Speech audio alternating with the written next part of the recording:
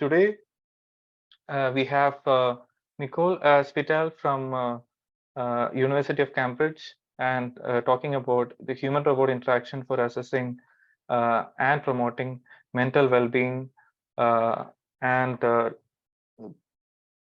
about Micol. She is right now a postdoc researcher at Affective Intelligence and Robotics Laboratory in University of Cambridge, and her research activities are grounded in the field of social robotics. She has a strong background in affective computing, child-robot interaction, and machine learning application to human behavioral analysis.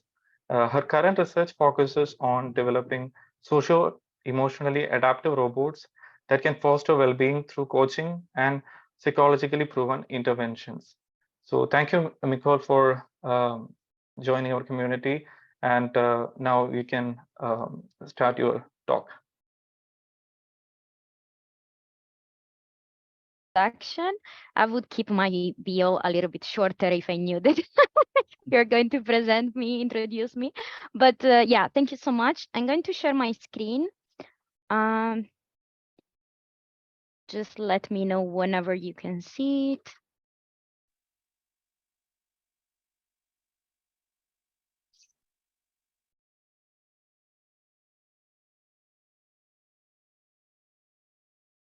We still don't see it yet.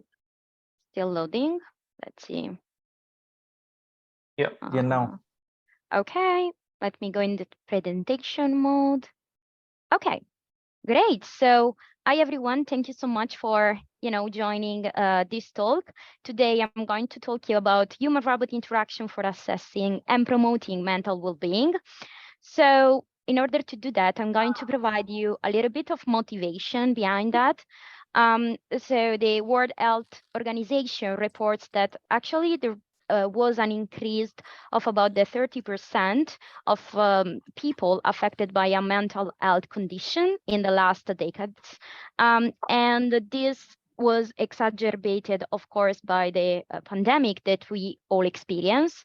And so I think that's also due to the pandemic, people were more and more aware of the problem of mental health and mental well-being, how that is important for our everyday life.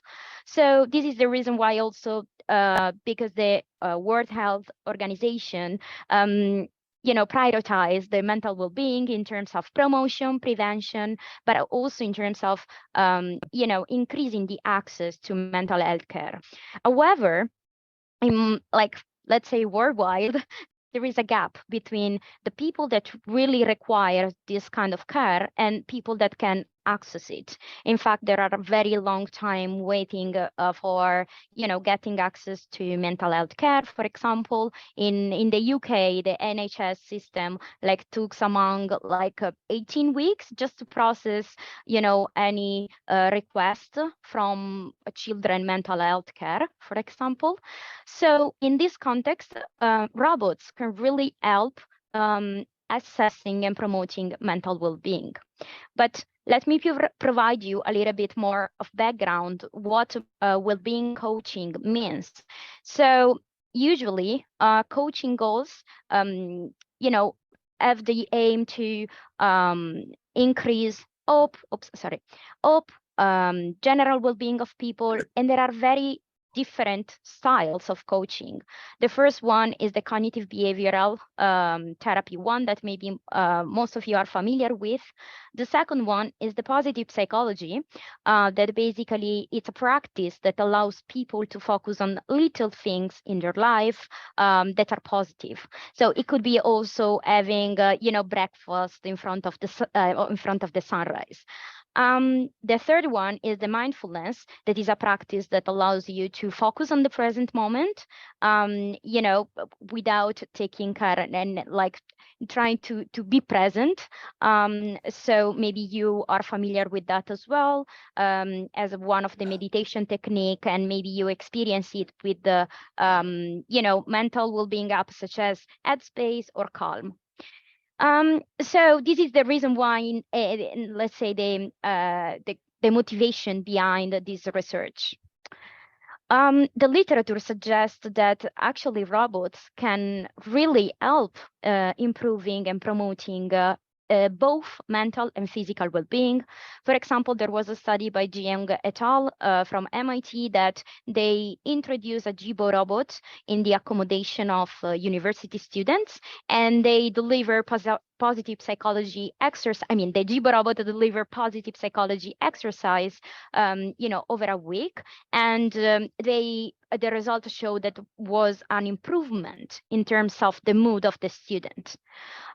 Also, Winkler et al., they propose, a study where actually they wanted to introduce robots to offer an assistant during physical rehabilitation. And they provide, a very interesting work on all the design implication on designing robots for promoting physical, training and rehabilitation. But let's start. So I'm going to present you, a set of study that has been conducted at the Affective Intelligence Robotics Lab that mainly focus on robots for mental well-being. The first study I'm going to talk to you about is a study that aims at assessing mental well-being of children. So what we did basically was to be motivated again by the current situation. So the 20% of children actually have a mental health condition. And among those 20%, like the 75% of them do not receive the proper care. And so they cannot access to mental health service. So to overcome this issue, we propose a robotic solution that can help children in assessing and identify, mental well-being related concern early time, because early identification is really, really important for the prevention of mental well-being issues. So the current traditional methods has a lot of limitation, as I mentioned already before, like the lack of, access to care, but also lack of attractiveness. For example, most of the tools that have been adapted so far are paper-based. So children are required to fill out a questionnaire, and the second approach is also interview-based. So basically, children sometimes they feel uncomfortable to disclose their feelings, to a stranger. Then there is also a lack of system that can automatically assess mental well-being of children. So in this scenario, in this context, robots can really have potential to overcome all these barriers and limitations. So they can really attract and engage children, as the literature has extensively shown. They can be more accessible, and so that more people can get access to mental health services. And they can also embed automatic system to be able to assess mental well-being. Let me drive you through our study. So what we did was to conduct an empirical study where the main goal was to have a robot assist assessment of mental well-being in children. In this study, there was like a dyadic interaction between a now robot, as you can see in the slide, and the children, that in this case is just for showing you how the interaction was. There was me, but we involved 41 participants among 8 and 13 years old. I'm going to show you a little bit of the first part of the introduction, where there was like an ice-breaking phase, where the robot asked questions to the children.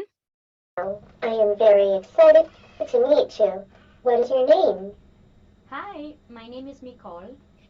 So yeah, this was the first part, just to show you, just the first bit about what is your name, blah, blah, but actually was a little bit longer. After this phase, we have 4 different tasks. So the robot delivered 4 different tasks that were designed with the Department of Psychiatry, because this work is the outcome of a close collaboration with the psychiatrists. So the robot delivered those 4 tasks specifically designed to assess mental well-being in children. The first one is the happy and sad memory recall task. This task basically consists of asking to children to recall a happy and a sad memory during the last week. So I'm going to show you how that works. Okay, first, I would like to ask you if you could think of some nice thing that happened to you in the last few days. Something that made you smile or happy. Can you please tell me about it? Yeah, so I'm really happy because my best Uh-huh. friend is coming visiting me this afternoon, and we are going to play together. So yeah, I'm really happy about that. Yeah, so the same question basically was asked for recalling the sad memory. Then the second task was the SFMQ questionnaire. This is a standardized test that allows to assess mental well-being in children. The robot, spoke aloud some specific statement, and the children has to answer, picking one of the choice that you can see back in the screen behind the robot. The past 2 weeks, you have felt miserable or unhappy. Not true. And of course, there was like 20 items. I've just shown you one. Then there was a third task. This is a picture-based task. Basically, we show children 3 different pictures, and we ask them to describe the specific picture. So for our first picture, what do you think is happening in this picture? So I think that there is a tiger Uh-huh. that is chasing a monkey, and they are in a jungle. Maybe the tiger was just hungry and she wanted to eat the monkey. Yeah, so this was the first question. Then the robot follow up again with another question asking children, what do you think happened before? And after that, what do you think it happens after that specific scene you see on the screen? And it was repeated 3 times for each picture. The fourth and last task was the haircut. This is a revised scale questionnaire to assess anxiety and depression in children. And again, as the SMFQ questionnaire-based task, the robot was asking aloud some, statement, and the children should just pick one of the options that you can see in the screen behind. I'm going to show you also this. Worry that something awful will happen to someone in your family. Never. I want to highlight that this specific task was also, actually, this specific questionnaire was also administered prior to the study. So around 2 weeks before the beginning of the study, we emailed the participants and asked them to fill out the haircuts questionnaire. We asked both children with a self-report measure and their parents or guardian with a parent report measure to fill out the questionnaire, so that then we were able to compare the 3 different measures, filled out by children themselves, by their parents, and during the interaction with the robot. So we conduct the first analysis, included just 28 children, and we clustered them according to their level of mental well-being assessed with the SMFQ questionnaire. So we were able to get 3 different classes: lower tertile, medium tertile, and higher tertile. And the lower tertiles include children that were less likely to, have some mental well-being related concern, while the higher tertile include all the children that were more likely to have like a mental well-being related concern. Of course, medium tertile include all the children in the middle. So as I mentioned before, we have the 3 measure of the haircut scale. And so what we did as a first step, we compared the 3 different measures to understand if there were any differences between the value and the score collected in the 3 different modes of administration. Our first finding was that actually with the robot, we can see statistically significant differences between the lower tertile and the higher tertile for all the different scores of the questionnaire. And we got a similar result also for the self-report, but just for the generalized anxiety and panic disorder scale. While for the parent report, we didn't see that much differences between the groups of the clusters. So it means that actually the robot was like a suitable way, you know, in comparison to the other two modes of administration to actually get some differences between the clusters included. The second result was that, as you can see, the robot actually was the one that most like the best was able to distinguish and identify varying level of mental well-being related concern. So as you can see, there is like this difference is very, you know, bold in the robotized measure, followed by the self-report, and at last we have the parent report. As you can see, like the parents sometimes they have a misconception of you know, or like their idea of how their children are feeling didn't match with the children point of view.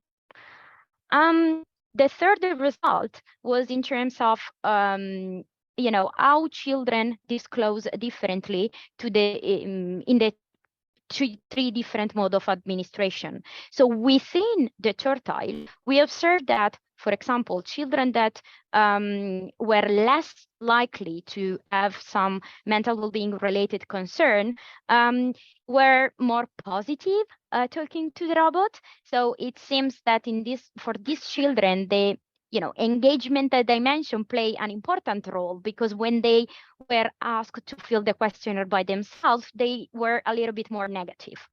On the opposite, if you look at the Eiger tertile, so that includes all children that you know, were more likely to have mental well-being related concern, they were more negative with the robot with respect to the self-report and the parent report.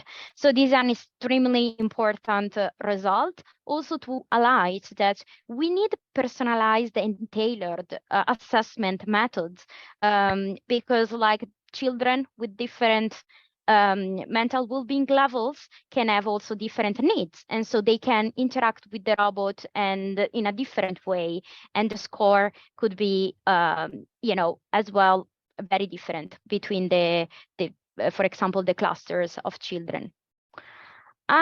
We follow up this study with another analysis. We focus on the picture-based task. So basically what we did was to analyze all the data collected during the picture-based task. And in this time, we cluster our children into the lower well-being class and the higher well-being class. And what we want to find out was that if we can find computational audio modeling for the robot assist assessment in children for mental well-being. So our pipeline was basically to extract the audio and text feature from the interaction during the picture-based task. And what we did was to extract the basic features, usually like in this specific case, spectral feature, but also like more interpretable ones, such as duration of the speech or the pitch. And then we explore and run experiment with different machine learning technique, and we conduct a study with 3 different approaches of cross-validation, 5-fold cross-validation, leave one child out cross-validation, and leave one picture out validation, because as I mentioned before, the picture-based task include 3 different pictures. So we have the data for each, basically 3 set of data for each child. And those data were labeled with the well-being level. So either the higher or lower well-being level. And of course, these models, these experiments, you know, aims to detect and predict the mental well-being level of children. In parallel, we also ran an analysis about the text, so the content and the sentiment of what the children really said. So we used the Roberta model to extract the sentiment from the speech, and we could come up with, you know, also some information about the sentiment. Our result, as you can see, the decision tree and the support vector machine methods were the one that outperform in all the 3 different cross-validation methods. And as you can see on the bottom, there are 2 plots. The first one on the left is representing the folds in the leave one child out. It means that each dot in this specific plot correspond to a children. And so, as you can see, there is a lot of different, like the accuracy vary a lot, like throughout all the folds. And then the second bit is about, the right side plot is about the fold in the leave one picture out. Again, this fold correspond to the picture. So like this, from the leave one's subject out cross-validation, we found out that maybe the best way to be able to assess mental well-being in children is to, like personalize this model, because as you can see, the accuracy of the model vary a lot according to the children that, has been taken into account. Analogously, we trying to figure out why there is also some differences in terms of accuracy, but from the picture differences. So on the right side of this slide, there is this creepy image that was one of the image that we asked children to describe. And this was the one that make children elicit the most negative sentiment. In fact, when we ran the sentiment analysis, as you can see, we found out that actually the picture 2, so the one with the bunny in the bathroom, was the one that elicited the most negative sentiment in children. So for sure, the stimulus, and so the picture that have been used to elicit and to ask children to describe, has also an impact on the assessment of children's mental well-being. So I'm going to move maybe a little bit faster on the second step of our study, that were about the design of robotic coach, this time to promote mental well-being. So what we did was to conduct 3 user-centered design studies. User-centered design study, maybe most of you are familiar with that, but the main idea is to integrate the needs and the perspective of the user directly in the design of the robots. And one of these technique is called participatory design, where you directly involve the stakeholders in the design process. And usually those studies result in designing guidelines and recommendations. So what we did was to run the first study. Includes 11 participants with 8 human coaches, professional coaches. 8 coaches, it means 8 people that are willing to participate in a well-being coaching, and 3 well-being coaching professional. So they were 3 professionals with different background. Each of the coach were expert in a specific coaching technique. So we have 1 professional for positive psychology, 1 for the base solution-focused therapy, and the other one for the mindfulness. We conducted, this study that was structured in the way that you can see from the table on the right. And we were able to get some very, very interesting results about how they think a robotic coach for mental well-being should be designed. So first of all, we ask participants, so these are the results from a group of participants. Each color of the dot represent a person, and we ask them to put their dots in a Miro board. I don't know if you're familiar, but it's like a shared, online platform that allows you to have like boards and notes. And they basically as to select what they think was for them the most important aspect to take into account during the design of robotic coach for mental well-being. As you can see, one of their main concern was that they wanted to keep the practice private, but on the other side, they want that to track their practice. So there is like a little bit of also contradiction between, it's not a contradiction, but it's important to find out a trade-off between the data privacy and how much people want to track their practice, and so use their data in some way. Then on the right side, there is like the result on the ranking about the robot. So there is like the Pepper robot, as you can see, was the one score at the most. Like, I mean, it was very high in the ranking, and the second followed by the Jibo robot. The other result that came up from this study were from the discussion that all the participants had together. And what we applied was thematic analysis when we try to get the themes that most emerge from the discussion. As you can see, the orange, the orange label represent the themes, while the light blue one represent the, let's see, the specific content of that team. So the sub-team, let's see. So the most, recurrent team, of course, the biggest, the labels, it means the most frequent they were. It's like a word kind of clouding visualization. So in this specific study, the robot capabilities and the robot features were the themes that emerged the most. And I want to point some of the aspects that participants highlight. For example, personalization and customization and adaptive responses in conversation for robot capabilities. And for the robot features, the robot form and also the robot behavior were some of the aspects that were more, they thought were most important.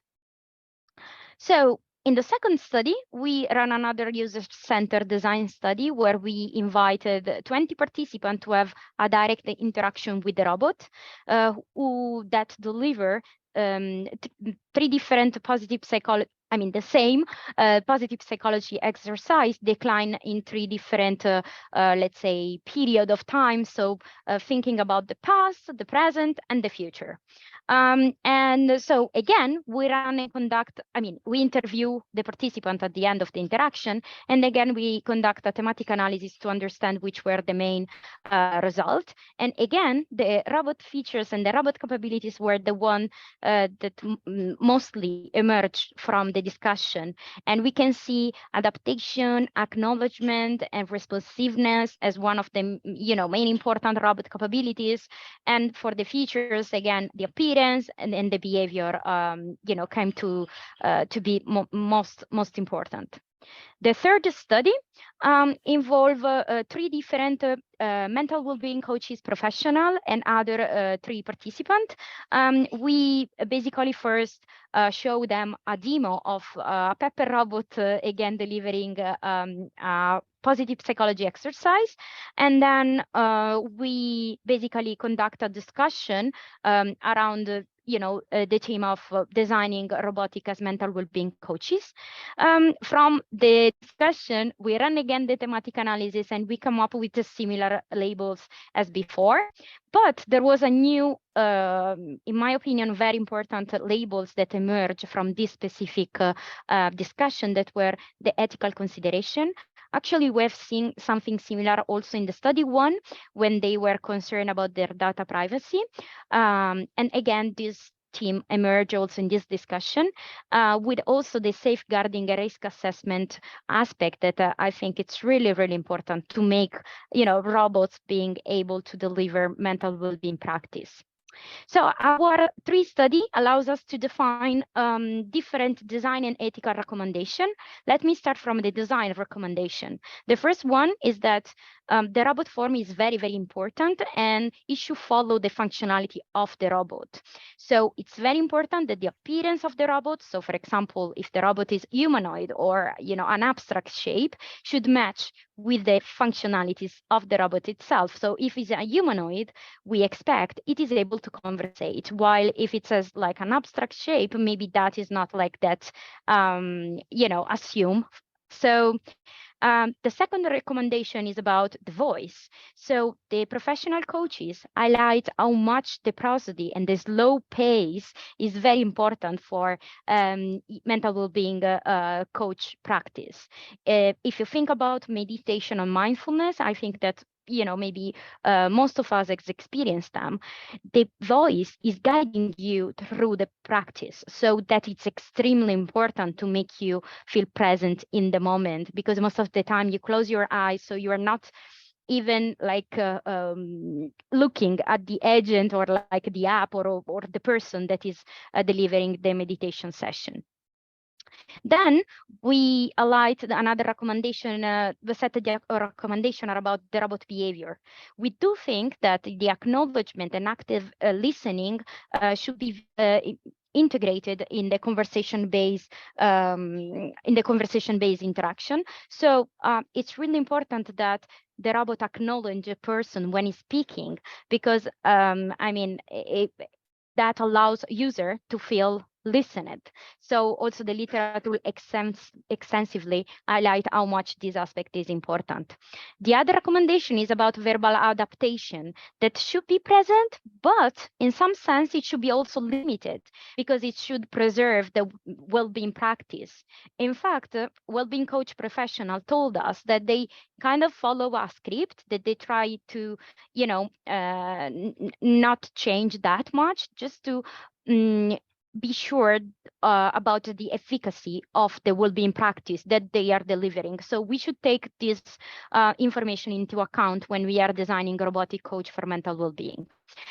The last set of recommendations are about ethical consideration that I think are extremely important for this specific context. So one of the recommendations is about safeguarding and risk assessment before human-robot interaction, because we cannot risk to make a person with a serious mental health issue interact with the robot, and in that specific moment the robot is not able to appropriate respond to that request. So it's extremely important that we assess the risk of mental health issue beforehand.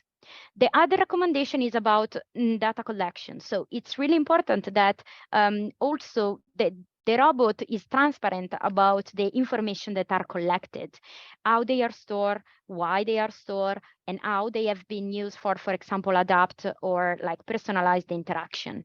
And the last recommendation, it's about the fact that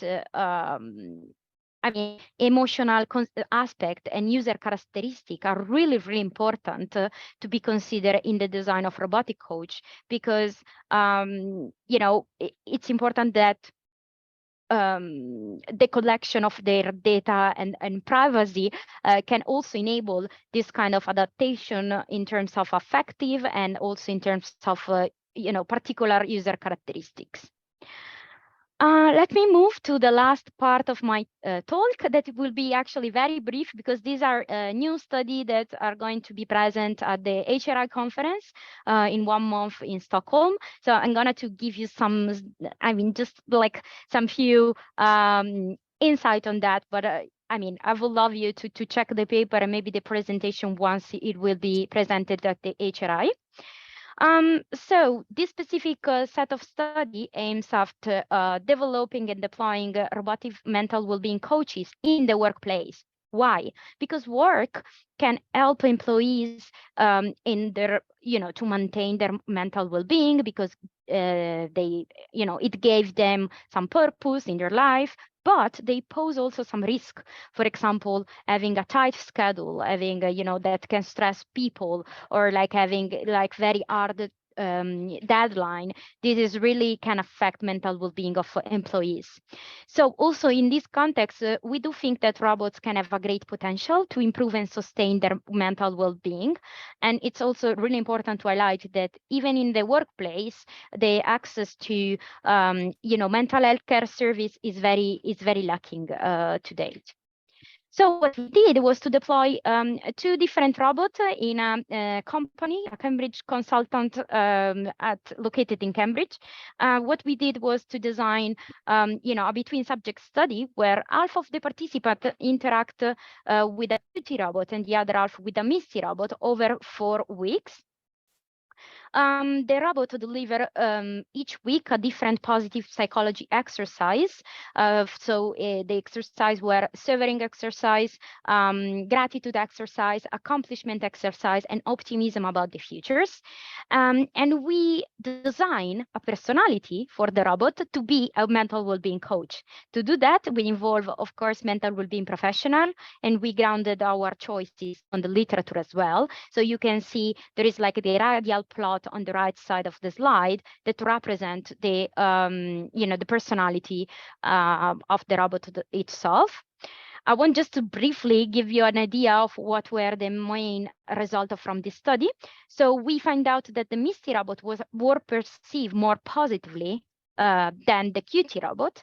That also they perceive the Misty robot having a more positive personality with respect to the Qt robot, and coaches develop a stronger relationship with the Misty robot with respect to the Qt robot. If you want to discover why, look at our paper at HI. Advertising moment. So I'm going to move forward with the last study. So yeah, I stopped talking, I swear, in a few minutes.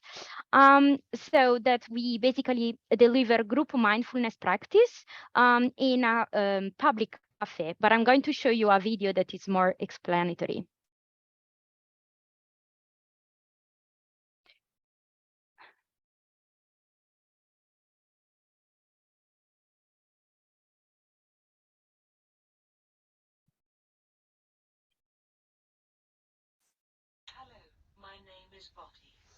Today, we'll be doing a mindfulness meditation session together, focusing on a body scan.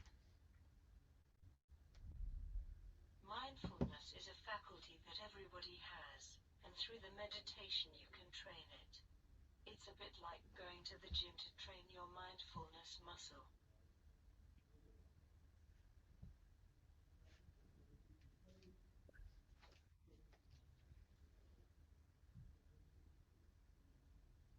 It's about paying attention in a particular way, on purpose, in the present moment, and non-judgmentally. Bring the mind back. So basically, we deployed the two different robots in the public cafe, and a group experienced the mindfulness session for 4 weeks with the Misty robot, and the other group experienced the same exact mindfulness session with the Misty robot. Our results were interesting because it emerged actually participants see the robotic coach to have multiple functionalities, that over time they see that the mindfulness practice was more helpful. So at the end of the session, of the study, they found the mindfulness session very, very useful. And then they thought that the environment was not specifically proper for the mindfulness session. So even if it was in a public cafe, I mean, they still wanted a kind of like mindfulness environment for that. And that the robot behavior didn't match exactly with their expectation. Again, advertising moment. If you want to know more about that, look at our late breaking report at HRI.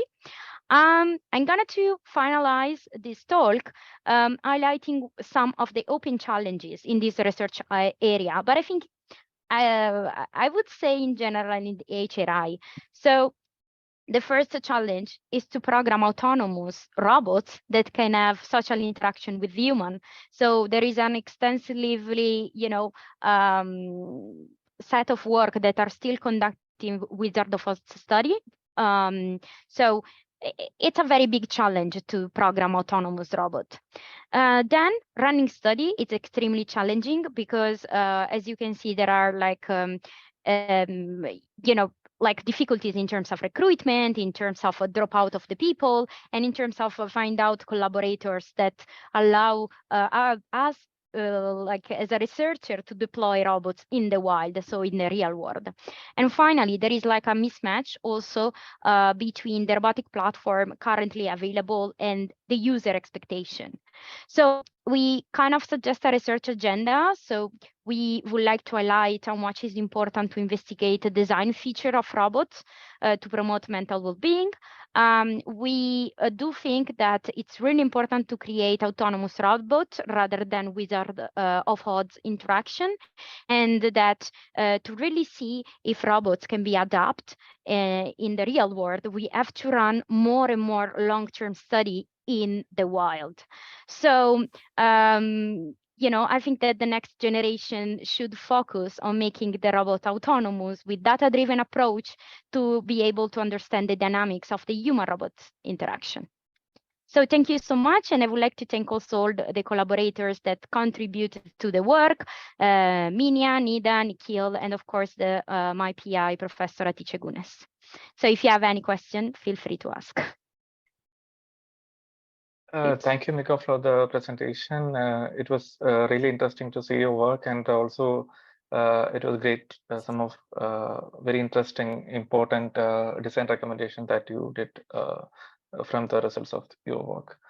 So if you have any questions, please feel free to unmute and ask the questions to Micol.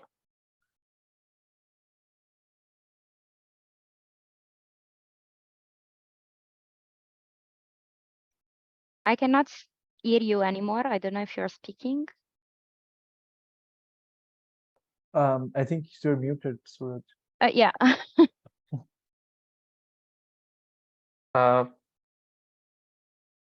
I saw some people raising their hands, maybe Minja or Fusaini. I think they were clapping, probably. Ah, okay. So okay, I think Maria has a question. Hi, can you hear me? Yeah. Hi, Maria. Hi, Micol. Thanks for a fantastic talk. Very interesting to know a bit more about your research. I guess I would just like to ask about some of the challenges that you might have faced conducting these experiments, because the ones you have presented here are, I'm not sure if you consider them in the wild, but they are conducted with, real stakeholders. So I imagine you had to overcome some challenges in that aspect. Oh, yeah. I would like to hear about that. Yeah, there is, there were a lot of challenges. First of all, find out a business partner that were willing to, collaborate with us to deploy the robot in their offices. So this was the first challenge. And once we found out the collaboration, the other steps to overcome was to make people coming every time, accommodate their schedule. That it's totally fine. But they are little challenge that make running the study in the wild extremely difficult. I conducted the specific study in the workplace with Minia, and we were like living in the offices of the Cambridge consultants for like 2 months. So it was like extremely interesting to run the study there. But on the other hand, there are a lot of challenges. And then, of course, the long-term study as the drawback of the dropout of people. Yeah. So we were kind of lucky because the employees of the Cambridge consultant really committed to the study. Because that I think they find in some way interesting to discover how the robot could be used in that specific application scenario. I see them extremely positives in terms of how they see the robot being used in this specific context in the future, but not specifically enthusiastic maybe about the interaction itself, because they would expect more. But if you read the paper, there are more insight on what they found a little bit frustrating. Yeah. But that comes because of technical issues, internet connection. Their Wi-Fi was not working well, so we had to use our hotspot. And of course, our hotspot was not like the best solution because it's like not a Wi-Fi network. So it's like, a lot of challenges that a bit affected the interaction itself as well. So of course we have learned so much, and our follow-up study will be designed more carefully in that sense, taking into account all the in the wild barriers. Yeah, that makes a lot of sense. Thanks a lot. Yeah, thank you. Thank you for the question. Maybe Any I other have question? a quick Yeah. question. Do you have, maybe it's not a about your research per se, but do you think like human robot interaction, like physical human robot interaction, could be somehow used at some point in this, or in the form of tasks or something? What are your thoughts about that? Okay, do you mean in the near future, or do you mean like Yeah, or maybe are there studies which actually take that into account as well, instead of you know, just over voice, or like Oh, I studies that see. don't involve movements of the robot? Oh, no, yeah. So there is a super interesting study from Yale that have been presented at Roman 2022. They basically presented the design of a robot for breathing exercise. So the robot was like a kind of ball robot that was like equipped with actuator that will enable the robot to move at the breath pace. So basically what that robot helped the user to do was to breathe at the rhythm and at the pace of the robot. And so I think like look at the paper is extremely interesting, but I think that that is a great potential as well, because they can, you know, touch the robot and really enjoy this kind of breathing exercise, like mindfulness moment, that it's very, very important. And I do see the physical interaction also as another, you know, way to promote and maintain mental well-being in people. I'm more in the social aspect, but I do believe that also physical interaction are extremely important and can have a bright future. Thanks. No worries. I have a quick question as well. So you have conducted studies with adults as well as with children. What do you observe in terms of the study design or the kind of response that you get when you're introducing the robots to these two different age groups? What is your Wow, yeah. observation? Yeah. That's a great question. It was super interesting to see how children were super excited. They can't wait to meet the robot. During the interaction, they really, I mean, they took selfie with the robot. They wanted to, you know, spend more time with them, with him, with it. So it was extremely huge, the difference, because you can see that children were very enthusiastic about the interaction with the robot, and they actually we recruit children also by you know, word mouth to mouth. So basically children recommend their friends to come and visit the robot to have this interaction. So we came up with also an extremely, let's say, large population for a human robot for a child robot interaction study, because of the fact that they were like advertising for us the study. While for adults, they were a lot more, you know, skeptical. They were not that, I mean, depends on the person. There were some of them super enthusiastic. Others were a little bit challenging towards the robot. Yeah, so yeah, you know, it depends on the context, but for sure there is a huge difference between the two target population. Thank you. So Yusuf, you have a question? Hi, Micol. Nice to Hi. see you again. So yeah, my question is more related to the affective computing side, and I know the lab you're currently in develops a lot of affective computing tools. And have you ever, I mean, I would say, dared to use these kind of tools in a real world scenario, or in a child robot interaction scenario? And what do you think are the implications of doing so? Yeah, this is a very good question. So first of all, in our follow-up study, we will take that into account even more. I'm not going to disclose much, but this is something we are considering. But there is another study actually conducted by Dminia and Nikhil that are members of the lab. The second user-centered study design that I presented, that included 20 participants that interact in a positive psychology practice with the robot. And the robot was embedded with a continual learning system that basically was learning from the facial affect of the person. So, well, they ran the study. There is a paper that has been published in the ACI 22 in the workshop proceeding. And as you can see there, how that has been integrated in the robot itself. Yeah, but again, from that study, we learned a lot.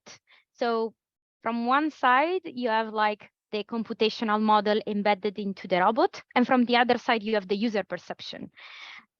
Those two aspects do not necessarily are related to each other. I mean, if you implement and embed the robot with that specific capability, is the user able to perceive it?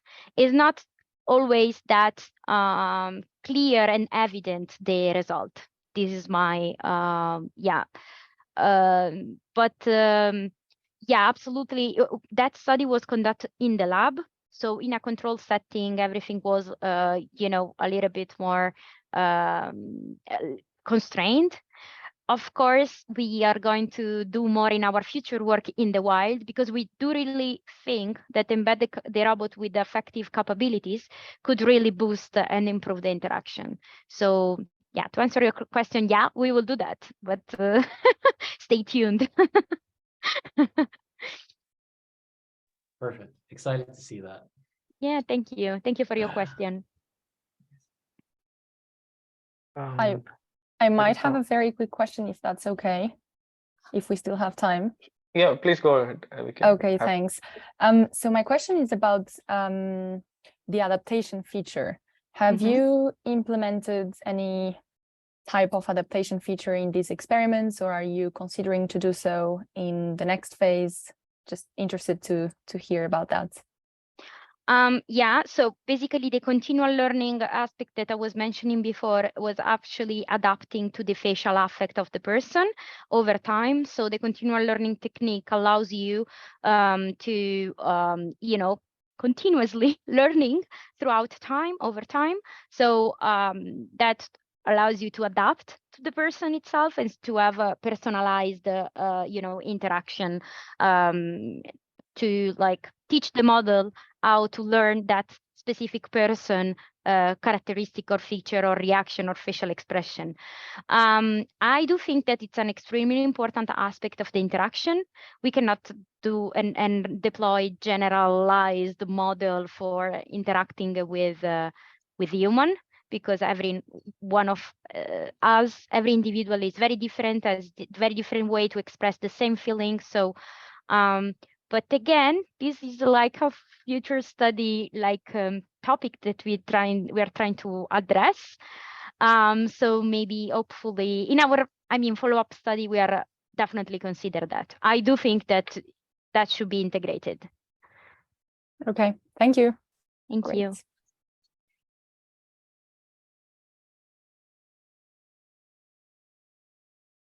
I think that you are mute. We cannot hear you. Sorry. So there is one question in the chat, but I think it's almost time for us to wind up the session. So perhaps we can get you the answer for that later. Maybe we can quickly, I don't know. Can you see the? Yeah, I can read out the question. Yeah. So the question is, are you able to shed some light about the ethics approval you got to conduct your studies? I'm intrigued by you mentioning that the way you recruited was word of mouth.